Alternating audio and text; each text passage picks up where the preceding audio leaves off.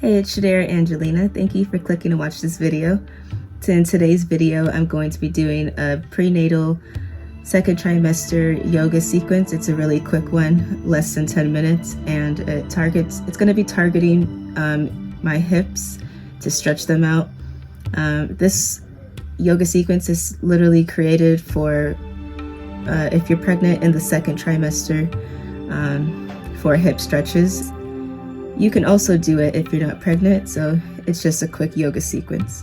I'm currently 17 weeks and I'll be 18 weeks soon, so that's the second trimester time. Don't forget to like and subscribe to this channel, and hit the notification bell if you don't want to miss any new videos. Just wanted to throw in there that I look pretty tired because I've been working all morning. I work from home. That's probably going to be a later video where I go into that, but I also have a pimple patch on. But this is the best time to do yoga. It's going to be less than 10 minutes because you're tired, you feel like the day is already overwhelming and it's not even close to the end of the day, so this kind of yoga really just gives you a boost that you need when you're pregnant. So keep watching. So to start off with, I'm going to drink some water so I make sure I'm hydrated for all the poses that I'm going to be going into. From there, I'm going to go into downward dog.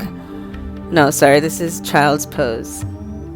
Going into child's pose, you put your arms in front of you, both legs are in like a frog looking pose, and you just stretch and breathe in this pose for 10 seconds.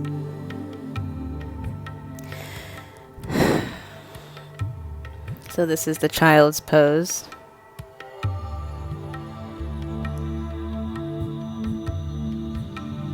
Really making sure my hands are stretched out as far as they can go in front of me and leaning into the stretch by pushing my hips down, and my thighs are wide.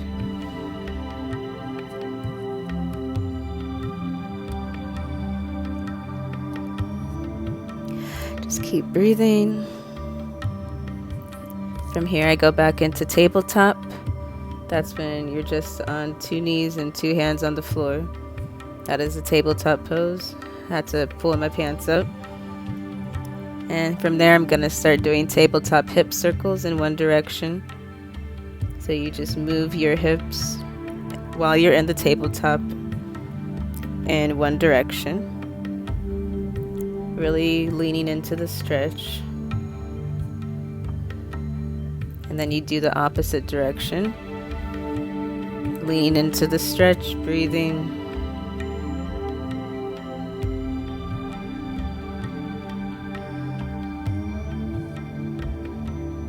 Okay, so you flip your feet onto your toes and push from your hands up into downward dog. You push your heels back and relax your shoulders and lean back into the downward dog, or lean down and breathe.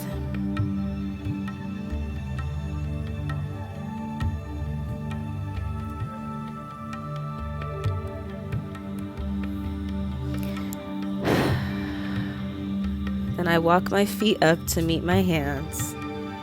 From here, I'm gonna go into a warrior 1 pose. So I'm gonna put my hands on my thighs and bend my knees, lift myself up, and go into mountain pose and breathe here.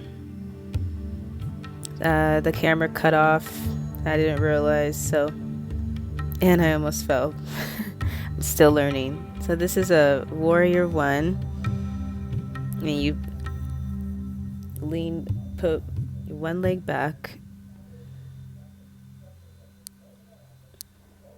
So I adjusted the camera because I wanted you to see the pose a little bit better. You put one leg back and you have it at a 90-degree angle, and you bend the front leg. I don't know what side this was. I think this was my right leg in front, and I was gazing over my right hand. So then you just put your arms in a straight line and lean into the pose, step back up. And this is me showing you mountain pose, lifting my arms up, readjusting so you can see. Breathe here, and had to readjust again. So from lifting your arms up, you put your hands back down, and then I'm going to show you how I go back into the next pose. So my hands are down, and I put both hands in front, go back into downward dog. Lean back into your heels, relax your shoulders, and breathe. Really lean into the stretch, and put your heels back as far as you can. From here, this is staff bent knees. And you just sit there and breathe. Then you transition right into bound angle. This pose is called many different names.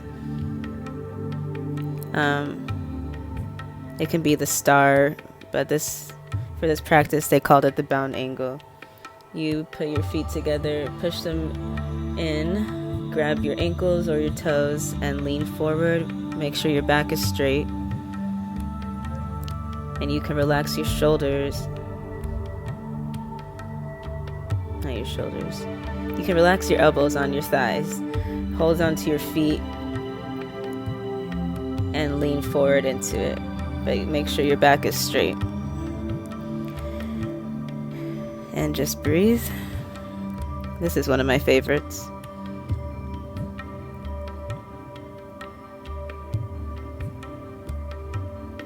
The readjusting was difficult, but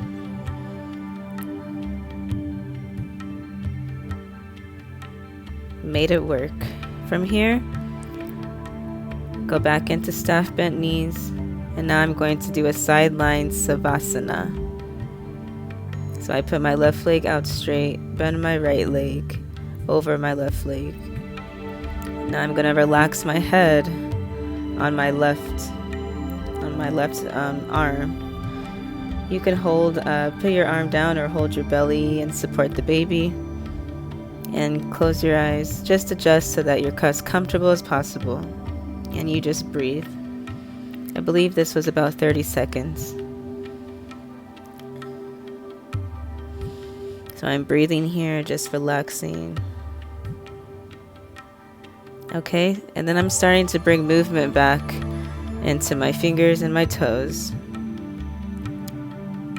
Moving my head a little bit and being more aware of the room and where I'm at. And you slowly pick yourself back up. And namaste. I always do that at the end of my yoga. Thank you for watching. I'm gonna drink more water. And I apologize if you couldn't see half of the moves that I was doing, like when I was standing, because the setup I have is a small space. So I just did the best that I could for the space that I have. But there'll be more yoga sequences like that, and I will work on the setup so it doesn't cut out anything else like that again. But thank you for watching this. It was my first time doing a video like this. So don't forget to like and subscribe, and thank you for watching. Forgot to credit where I got this yoga sequence from, but it's an app called Downward Dog. You can download it on, I think, any phone. It's pretty affordable. You get like a free trial, and then it's I think $5 or $10 a month. I will make sure I link how much it actually is below, and I'll link the app below, but it's a really good app. You can customize it however you want, and it's called Downward Dog.